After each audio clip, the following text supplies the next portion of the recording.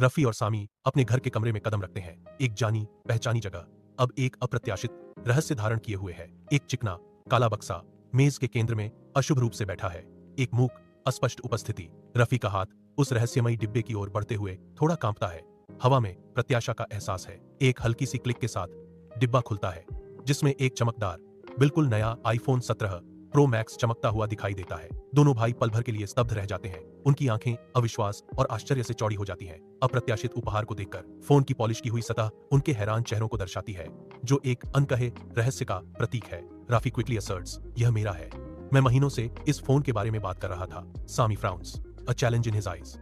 लेकिन मुझे तुमसे ज्यादा एक नए फोन की जरूरत है। मेरा पुराना वाला मुश्किल से चलता है। उनकी आवाजें ऊंची होती हैं, तनाव को बढ़ाती हैं, क्योंकि रफी मांग करता है, यह मुझे दे दो। सामी रिटॉर्ट्स, डिफायंस ब्लेजिंग, नहीं, मैंने इसे पहले देखा था। बहस तेज हो जाती है। उनके बढ़ते संघर्ष में शब्द हथियार बन जाते हैं। उनका विवाद बढ़ता जा रहा है, जिससे कमरे में तनाव का माहौल है, जो फूटने की कगार पर है। उनके पिता अचानक कमरे में प्रवेश करते हैं, जिससे दोनों भाई तुरंत शांत हो जाते हैं। पिता उनसे शांति से पूछते हैं, तुम क्यों लड़ रहे हो? वे उन्हें फोन दिखाते हैं। पिता थोड़ा मुस्कुराते हैं, जिससे दोनों भाई भ्रमित दिखते हैं। कमरे में सन्नाटा छा जाता है। पिता फोन उठाते हैं और धीरे से कहते हैं, दरअसल यह एक परीक्षा थी।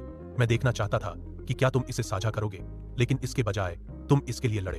अब तुम दोनों में से किसी को भी यह नहीं मिलेगा। पिता फोन लेकर कमरे से बाहर निकल जाते हैं।